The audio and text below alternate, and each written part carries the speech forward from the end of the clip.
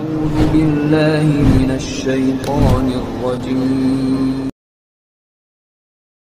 Terkait dengan pembahasan mengenai masalah salaf, atau tadi penanya menyebutkan apa tadi? Wahabi. Aliran salafi, aliran Wahabi kalau berkuasa akan menumpahkan darah sesama muslim yang tidak sepaham. Baik, ini terkait pertanyaan ini sebenarnya pertanyaan yang aneh. Kenapa pertanyaan yang aneh? Karena yang kita ketahui bahwa ketika seseorang bermanhaj salaf itu praktis tidak ikut-ikutan dengan masalah politik kekuasaan. Bagaimana mungkin dia akan berkuasa sementara tidak membahas yang terkait dengan masalah kekuasaan. Bahkan kita tidak akan menemukan kajian mereka yang terkait dengan masalah menggulingkan penguasa. Bahkan di kelompok mereka itu jangankan menggulingkan, ngerasani penguasa saja itu tidak boleh. Silakan nanti ketemu dengan saudara-saudara kita yang ngaji manhaj salaf. Mereka itu untuk mencela penguasa saja tidak boleh. Jadi mereka itu mencela penguasa saja tidak boleh.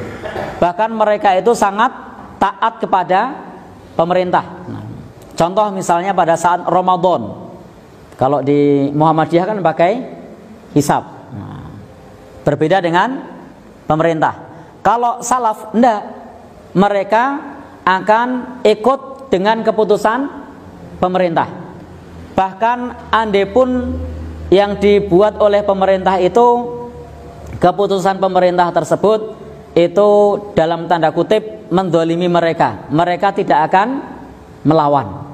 Itu salah satu prinsip dari manhaj salaf. Nah, jadi itu pertanyaan yang agak aneh, karena tidak, bagaimana mungkin kemudian mereka merebut kekuasaan kemudian berkuasa dan menumpahkan darah kaum muslimin.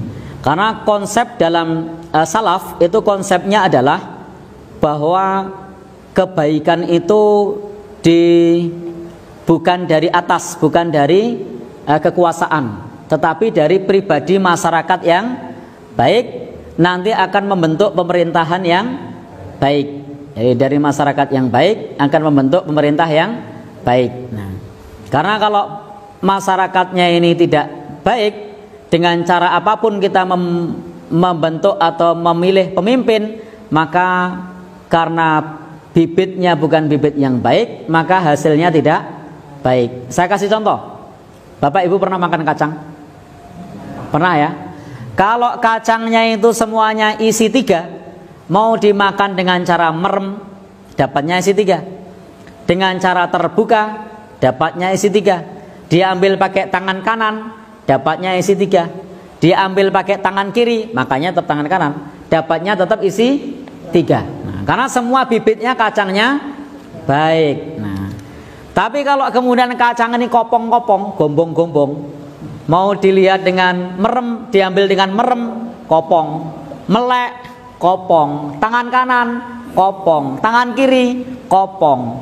Nah, konsep dalam manhaj salaf itu adalah kalau semua rakyat baik, maka pemimpin yang tampil adalah orang yang baik. Nah, kalau semua rakyat amanah, maka pemimpin yang tampil adalah amanah. Nah, tapi kalau rakyat ini adalah rakyat yang sudah terbiasa korup, biasa bikin nota palsu, biasa bikin LPG fiktif, biasa bikin saksi palsu, biasa rapel tanda tangan, nanti kalau berkuasa ya kurang lebih sama. Nah, jadi konsepnya adalah membentuk masyarakat yang mereka semua adalah orang-orang yang baik. Nah, jadi di manhaj salaf itu tidak ada kamusnya revolusi, itu tidak ada. Nah, nanti silahkan baca salah satu buku pedoman yang biasa dipakai, misalnya kitab Ushulus Sunnah yang dipakai oleh Imam Ahmad rahimallahu, yang ditulis oleh Imam Ahmad rahimallahu taala. Di situ tidak boleh bagi kita untuk memerangi penguasa yang sah. Nah, kalau kemudian Bapak dan saudara yang berbahagia yang dirahmati Allah Subhanahu wa taala, terkait mengenai masalah Wahabi, saya tidak paham apa yang dimaksud dengan Wahabi. Nah, jadi silahkan nanti teman-teman, bapak-bapak dan saudara yang berbahagia yang dirahmati Allah Subhanahu wa taala, karena Wahabi ini lebih kepada stigma, bahkan hampir-hampir nyaris tidak kita temukan organisasi yang namanya Wahabi. Kalau misalnya ada, itu terdaftar di Kementerian Hukum dan HAM kapan, berdiri tahun berapa, itu tidak ada. Yang tidak pernah ada ormas yang namanya Wahabi. Di negeri kita tidak terdaftar, di negeri lain juga tidak terdaftar. Nah, jadi tidak ngerti apa yang dimaksud dengan Wahabi.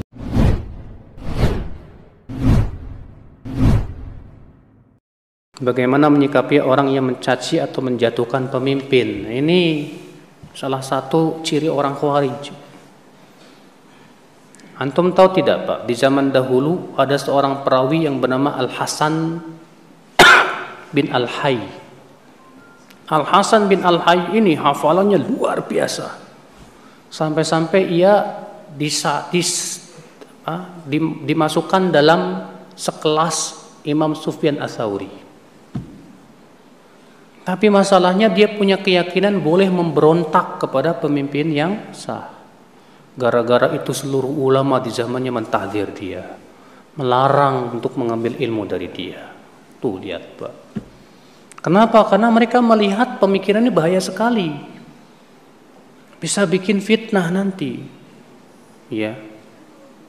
Karena kalau orang sudah mencaci maki pemimpin di mimbar-mimbar, yang terjadi apa Pak? Provokasi.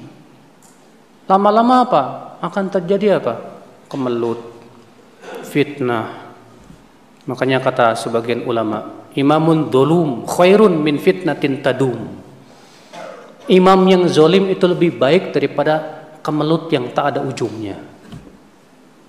Iya. Naam ya akhal Islam, azani Allah wa iyyakum. Karena ketika terjadi kemelut, ya, keamanan hilang, kelaparan pasti terjadi, ekonomi murat marit, akhirnya kita tidak saling percaya. Antum baca deh bukunya Syekh Abdul Malik Ramadhani yang berjudul Pandangan Tajam Terhadap Politik, yang diterjemahkan oleh Ustadz Abu Ihsan Al-Maidani itu. Bagus banget itu, menceritakan bagaimana kejadian dulu di Aljazair. Karena sebagian orang yang memberontak kepada pemimpin, akibatnya mengerikan Pak. Dijelaskan di situ sejelas-jelasnya. Dan saya juga dulu waktu kuliah berteman dengan teman-teman Aljazair, mereka juga cerita seperti itu. Akibat pemberontakan, asal muasalnya dari itu, mencaci maki pemimpin dulu. Utsman bin Affan dulu terbunuh dari itu dulu Pak. Banyak orang yang mencaci maki Utsman. Utsman kolusi, nepotisme. Utsman ya enggak ini. Akhirnya banyak orang marah terhadap Utsman bin Affan. Nah, kesempatan ini kemudian digunakan oleh orang-orang yang memang benci kepada Islam untuk lebih menyulut permusuhan. Terjadilah yang terjadi sampai terbunuhnya Utsman bin Affan ya subhanallah. Hati-hati akhi maka dari itu. Ya. Bukankah yang lebih baik kita doakan kebaikan? Sekarang kalau antum jelek-jelekan, apakah itu bisa merubah keadaan? Enggak. Tapi kalau antum doakan, ya Allah berikan dia hidayah, kira-kira kalau Allah berikan dia hidayah manfaat enggak Pak? Banget. Iya. Ada sebagian orang mengaku ahli sunnah, tapi masih sering mencela pemerintah dan ikut-ikut dalam urusan politik. Apakah mereka masih bisa disebut sebagai ahli sunnah? Yang mencela pemerintah itu bukan ahli sunnah. Karena itu kata Al-Barbahari, kalau engkau melihat ada orang yang mendoakan kebaikan untuk pemerintah, maka itu adalah ahli sunnah. Tapi kalau engkau melihat ada orang yang mendoakan kejelekan untuk pemerintah, maka itu adalah ahlul bidah. Ahli sunnah itu mereka tidak mencela pemerintah, tidak mendoakan kejelekan untuk pemerintah. Ya, kalau ada yang mencela pemerintah, maka itu bukan ahli sunnah. Ya, Adapun ikut-ikut dalam urusan politik, ini sebagian bentuk ahli sunnah, kadang dia keliru di dalam hal yang seperti itu. Ya, mungkin di masa mendatang akan menyeret dia ke dalam berbagai bahaya. Dan biasanya orang-orang yang seperti ini orang-orang lugu, mau jadi politikus, tapi sebenarnya pahlawan kesiangan, tidak ngerti apa-apa. Jangan masuk ke dalam hal-hal yang bukan keahliannya, bukan wewenangnya. Dalam perkara-perkara yang mungkin bisa menyeretnya ke dalam hal yang kurang baik. Ya, masalah itu didudukkan semuanya pada tempatnya. Yang berwenang di satu masalah, biarkan dia diwenangnya. Kalau dia adalah seorang penuntut ilmu, seorang dai, seorang ustadz, seorang pengajar, dia tekuni bidangnya. Jangan masuk ke dalam hal-hal yang bukan bidangnya. Iya. Dan dengan itu akan menjadi baik perkara, insya Allah akan tenang, tidak ribut-ribut. Semoga Allah Subhanahu wa Ta'ala memudahkan kita semua di atas kebaikan dan melindungi kita dari segala kejelekan. Wallahu ta'ala alam. Subhanakallahumma wa bihamdik asyhadu an la ilaha illa anta astaghfiruka wa atubu ilaik. Walhamdulillahi rabbil alamin. Wassalamualaikum warahmatullahi wabarakatuh.